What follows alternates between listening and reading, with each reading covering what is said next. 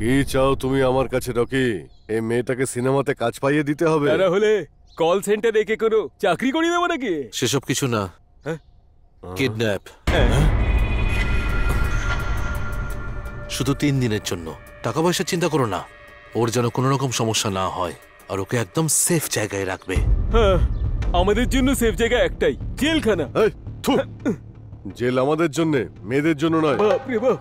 তোমার কথা সবই বুঝলাম, কিন্তু এই মেয়েটার জন্য যা ডিমান্ড হবে তার অন্তত 40% আমার চাই। আমি কোনো ডিমান্ড করার জন্য ওকে কিডন্যাপ করতে বলিনি। তাহলে কি চাই কি তোমার? আমি এই মেয়েটাকে ভালোবাসি। ও, কিন্তু এই মেয়েটা আমাকে ভালোবাসে না। তার মানে হলো ওর তরফ থেকে 2 ওয়ে নয়, 1 ওয়ে। 3 দিন যদি ওকে কিডন্যাপ করে রাখা হয়, তাহলে ওকে বিয়ে করার জন্য কেউ রাজি হবে না। তখন ওর যে দাদা ওকে নিজের প্রাণের চেয়ে বেশি ভালোবাসে, তার কাছে আমি ছাড়া অন্য কোনো অপশন থাকবে না, আর আমি হয়ে যাব কোটি টাকার মালিক। এবার বলো তোমার কত চাই? তুমি যখন বলছো ওর দাদা কোটিপতি, তাহলে আমাকে 10% দিলেই চলবে। বস, 10% চেয়ে আমাদের গ্যাং এর সম্মান ধুলোয় মিশিয়ে দিও না। কম করে 5 লাখ টাকা তো চেয়ে নাও। মাথা মোটার বাচ্চাটা 5 আর 10-এর কোনো হিসেবই জানে না। ওকে, 5 লাখের থেকে বেশিই দেব, কিন্তু কেউ যেন জানতেও না পারে যে ওর কিডন্যাপিং আমি করিয়েছি। হ্যালো, যদি আমরা একবার কমিটমেন্ট করে দিই, তাহলে আমরা নিজেদের বসের কথাও শুনি না। ওর মুখটা বন্ধ রাখ মাথা মোটা। না না, শুনি। ওর ডায়লগের সঙ্গে ওর বডি ল্যাঙ্গুয়েজ একদম ম্যাচ করছে না। যাই হয়ে যাক না কেন, তোমার দলের কোনো অভিজ্ঞ লোককে পাঠিয়ে ওই কাজটা করার জন্য। সেসব নিয়ে তুমি একদম ভাববে না। এই ডিলের জন্য আমি ভালো কাউকে খুঁজবো। Don't worry, the deal is ডান।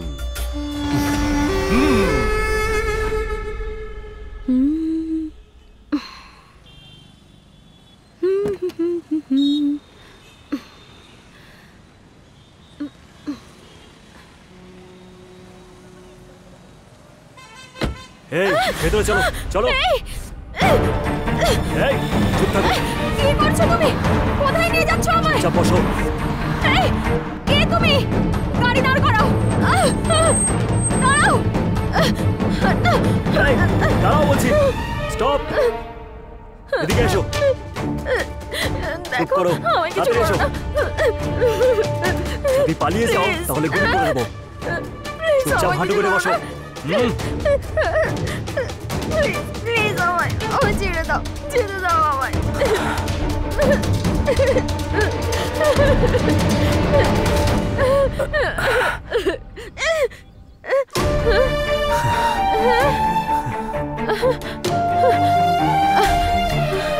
তুমি কেন এনেছো আমাকে এখানে? কেন করছো তুমি এসব? আমি তোমার সাথে কথা বলতে চাই। আমি তোমার সাথে আর কোনো কথা বলতে চাই না, চলে যাচ্ছি আমি। তুমি আমাকে ভুল ভাবছো, আমি এরকম কিচ্ছু করিনি। ওসব আমি কিচ্ছু জানি না। আমি শুধু এটুকু জানি তুমি আমাকে ঠকিয়েছো। আমি তোমার এই মিথ্যে গল্পে আর বিশ্বাস করব না। আমি সেই দিনও সত্যি কথা বলছিলাম, কিন্তু আমি একজন সফটওয়্যার ইঞ্জিনিয়ার এটা মিথ্যে বলেছে। কিন্তু আমার ভালোবাসা মিথ্যে ছিল না, আমার ভালোবাসা সত্যি। আমাকে বিশ্বাস করো প্লিজ। শোনো, আমি সবকিছু ভুলে একটা নতুন জীবন শুরু করেছি। এরপর থেকে আমাকে ফোন করা, মেসেজ করা বা আমাকে ফলো করা বন্ধ করো। প্লিজ আমাকে আমার মতো থাকতে দাও। দয়া করে আমাকে শান্তি দাও, ছেড়ে দাও আমায়। ছেড়ে দেবো? আমি তোমাকে কি করে ছেড়ে দেবো? আমি যাচ্ছি।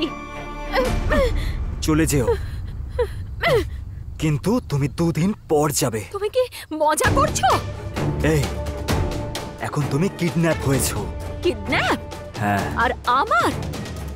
দেখো, মনে হচ্ছে তোমার এখনো শিক্ষা হয়নি। তোমার টাকার দরকার তো, তাই তো?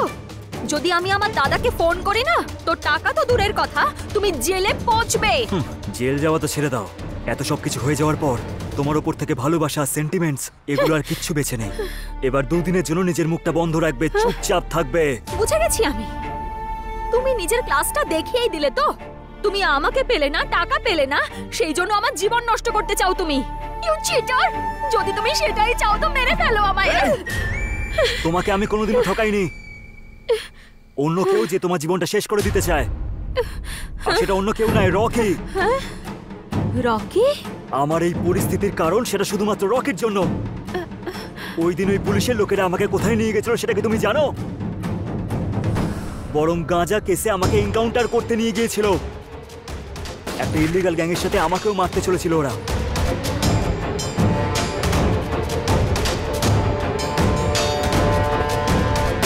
ভাগ্যের জোরে আমি ওই দিন ওখান থেকে পালিয়েছিলাম। ডেফিনেটলি লাফালে আর বাঁচবে না।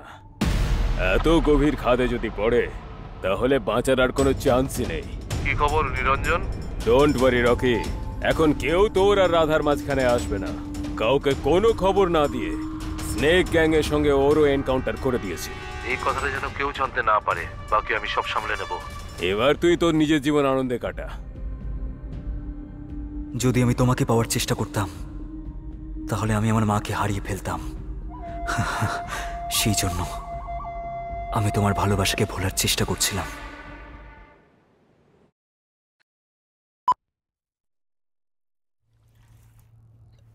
ওই শয়তানগুলো কত মেরেছে আমার ছেলেটাকে। ওরা নরকে যাবে, সর্বনাশ হবে ওদের। আমি কত কষ্ট করে আমার ছেলেটাকে বড় করেছি, জানি না আমার ছেলের উপর কার কুনজর পড়েছে। সবাই রেডিও মেয়েটার জন্য হয়েছে দিদি। এই কথাটা কি সত্যি? সেই দিন যে দাদার সাথে এসেছিল সেই মেয়েটাই রেডিওতে কাজ করে। দেখ, যখন কোনো গরিব ছেলে বড়লোক মেয়ের সাথে প্রেম করে তাতে স্বার্থ থাকে, যখন কোনো বড়লোক বাড়ির মেয়ে গরিব ছেলের সাথে প্রেম করে তাতে কোনো স্বার্থ থাকে না, তাতে শুধু থাকে ভালোবাসা। বাবা, ওই মেয়েটাও তোকে ভালোবাসে, তাই হয়তো দাদার সাথে এসেছিল। আরে ওর পেছনে ঘোরার জন্যই তো ওকে জেলের হাওয়াও খেতে হলো। যদি ওর সঙ্গে বিয়েটাও হয়ে যেত তাহলে নরকের হাওয়া খেত। দিদি তুমি বলো এইসব ভালোবাসা টালোবাসা গরিবদের জন্য কি? কেন নয়? গরিবদের কি ভালোবাসার অধিকার নেই? দেখ, এইসব আমি কিছু জানি না।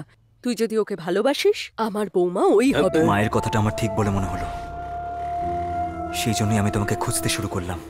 তোমার পিজিতে, রেডিও স্টেশন, সব জায়গায় খুঁজেছি। পরে জানতে পারলাম যে তুমি ব্যাঙ্গালোর চলে গেছো, সেই জন্য আমি ব্যাঙ্গালোরে চলে এলাম। থ্যাঙ্কস দাদা। এই দাঁড়াও! এই দাঁড়া, দাঁড়া বলছি, এই দাঁড়া, দাঁড়া বলছি, দাঁড়া। কোথায় পালাচ্ছিস? দাঁড়া বলছি, দাঁড়া! এই দাঁড়া বলছি, দাঁড়া বলছি, দাঁড়া বলছি।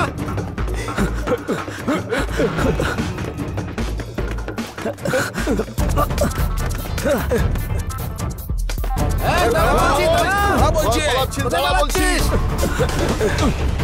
এই দাঁড়া বলছি, কোথায় দাঁড়া পালাচ্ছিস? বলছি। দাঁড়া বলছি! বোকা।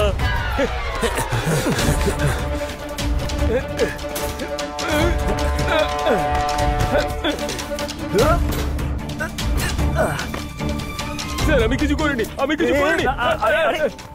স্যার এই না। আরে এই ব্যাগটা আমাকে কেন দিচ্ছ? কে তুমি? আরে দাঁড়াও, আরে কোথায় যাচ্ছ?